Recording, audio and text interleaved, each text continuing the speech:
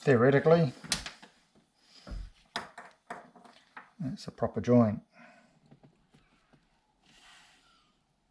One of them in there, one of them on there, one of them on there, and theory has it that if we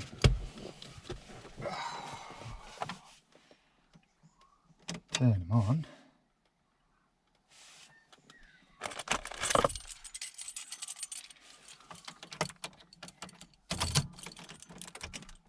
turn the ignition on, clutch in,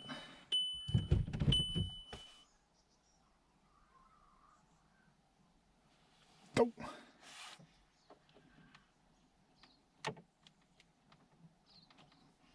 Weiß so.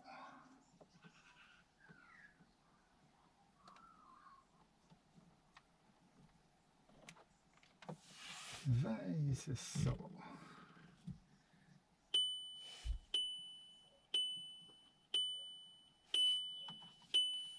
So either my soldering job's not much good, or something's not right somewhere else down the line. Life's like that. It's a mission. So what we've been doing is pulling the old wires back through. This is the new video feed cable, and I've just been making sure that that hasn't been pinched or anything on the way back. This one here, black lead is the one we chopped off. And that's and that one there is the way that they've soldered those ones up. They go back to here,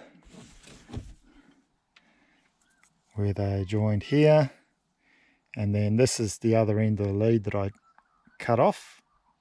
That's on the old camera.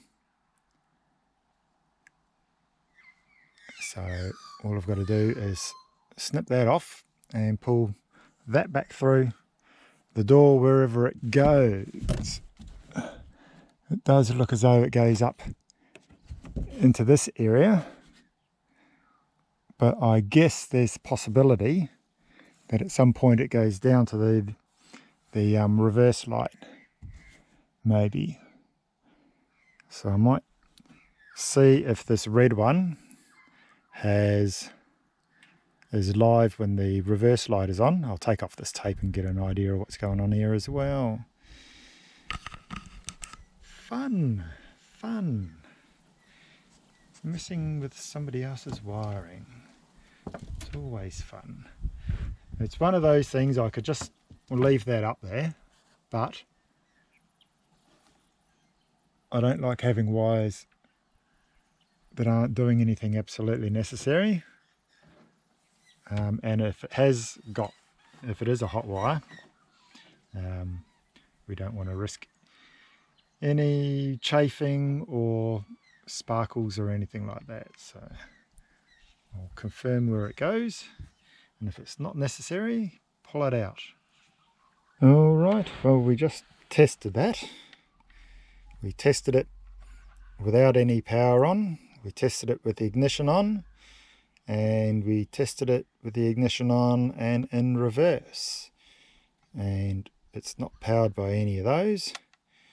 So if it hasn't got any power, it doesn't need to be in here, does it? Anyway, so now I've got to find out where it goes, pull it out.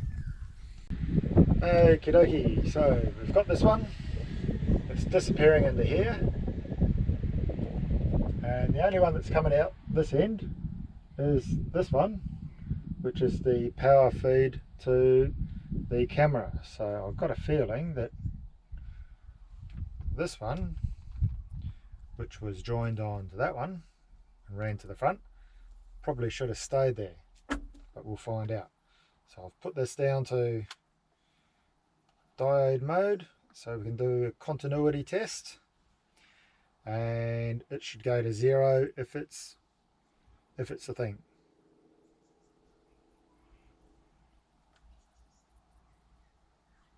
So it does join. Okay. Bit of a muppet moment, but I did want to take this out.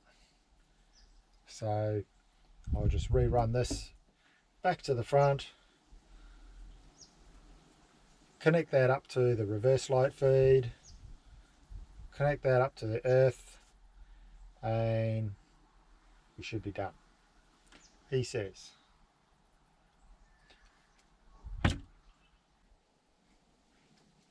The one good thing about doing things 2 or 3 times is you get a bit more efficient at it. Anyway, got to look for a positive.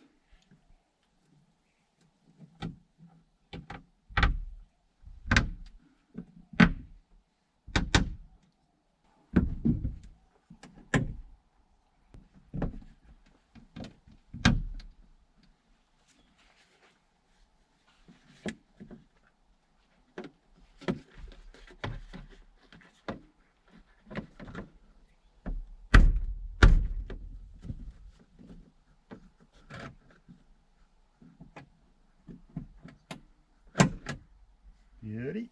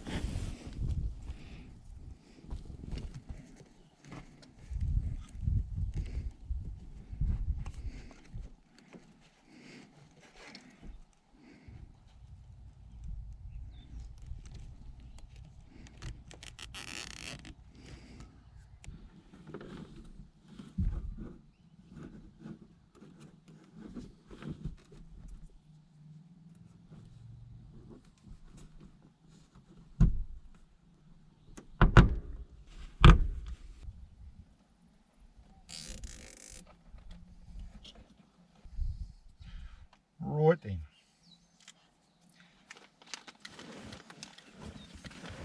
One's got to go to earth, and one's got to go to reverse lights.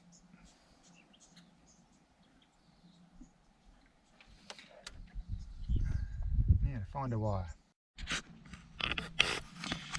Okie dokie. So the white one is from the camera going back to this blue, which is the power feed to the, or from the reverse light.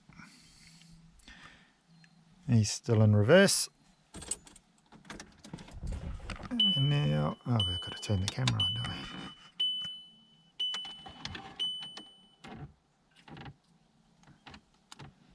Oh, still not quite. Why not?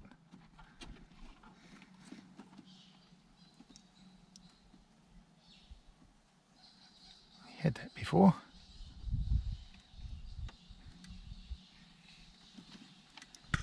What's going on?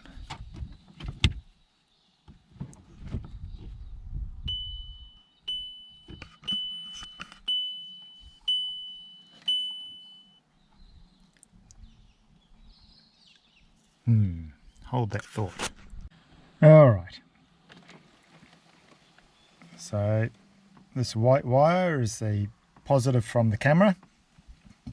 This blue wire is the reverse light on hot wire. We can turn the monitor on. We've got it in reverse. Put the key in. Turn the ignition on. Voila, we have a camera. It's showing blue because the tailgate's up in the air, but you can see the trees down here. Alright, so we've got it powered on. The GPS works, but only on Google Maps. Been looking online and there is a few Android apps that will do base maps that you can download maps onto, so that I can use this without having to be online, because the whole idea of this is to be able to use the GPS function, and Google Maps one's no good. You can download maps, but they're for small areas and it's a bit stupid in this day and age. So I've been having a look at one called Here We Go, I think it is, where you can then download a map of Australia and just have the whole maps there offline. And when I get around to doing that, that'll be good. But for now, I'm just going to tidy up this rat's nest of wiring and put everything back together, and we'll call this job done. Well, it's all back together. The only problem is the brackets they supplied, that's fully seated home, and it's still standing proud by a couple of centimetres, which is a bit of a nuisance. I won't go back any further. The brackets aren't up the wrong way.